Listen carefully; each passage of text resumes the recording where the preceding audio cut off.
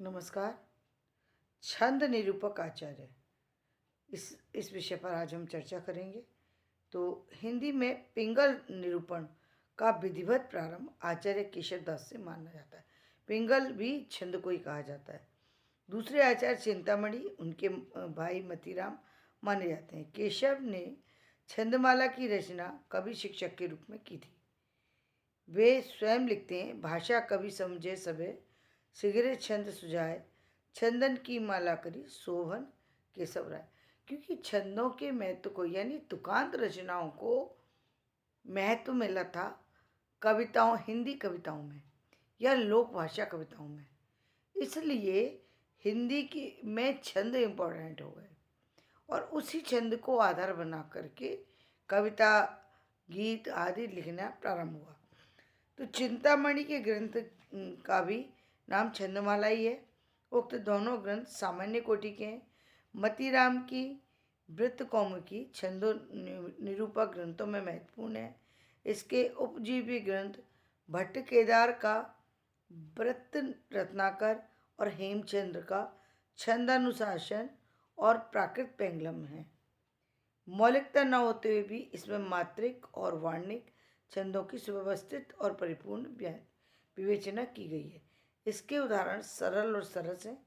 हिंदी साहित्य का बृहत इतिहास इस वर्ग के 15 कवि आचार्यों के कृतित्व का परिचय दिया गया है। यद्यपि उपर्युक्त आचार्यों ने संस्कृत प्राकृत के ग्रंथों की सामग्री से ही संकलन किया है, कहीं कहीं कुछ नए छंदों की रचना का भी प्रयास किया है।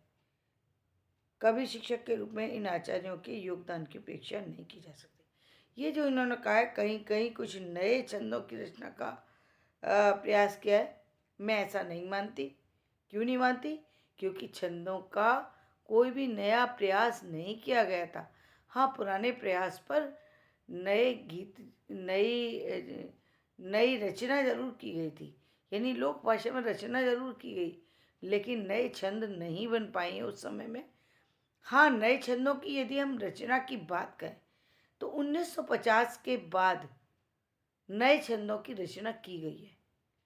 वैसे तो छायावादी युग में भी कुछ नए छंद आए हैं, लेकिन जो खुले रूप में या फिर एक कहें कि एक विस्तृत रूप में यदि हम छंदों की श्रृंखला को देखने की कोशिश करेंगे तो छंदों के नए नए रूप हमें इस समय में हमें उपलब्ध हो जाएंगे। हाँ, ये बात अलग है कि इस समय के आचार्य अभी तक कोई नहीं है। तो आचार्य ग्रंथ यानी हिंदी साहित्य के इस आधुनिक काल के समय में या इस समय का जो युग जो चल रहा है, हम जैसा कि अभी हमें महसूस हो रहा है कि हो सकता है कि ये समय आने वाले समय में हिंदू युग के नाम से या हिंदुत्व के नाम से या फिर भारतीय समाज के नाम से या भारतीय हिंदी समाज के नाम से या विश्व हिंदी साहित्य समाज के नाम से आगे आगे भविष्य में से जाना जाए। और इस समय मेरा विशेष आग्रह है कि उन सभी जो भी पीएचडी के गाइड हैं उन सबसे ये निवेदन है कि कृपा करके ये छंद जो नए आए हैं इन छंदों पर रिसर्च कराएं, क्योंकि वो रिसर्च महत्वपूर्ण है और उस रिसर्च का फ़ायदा होगा। और बहुत सारे नए छंद आए हैं, एक छंद नहीं है, यानी छंद बहुत सारे आए हैं, लेकिन बहुत समय से छंदों पर कोई कार्य नहीं हुआ है।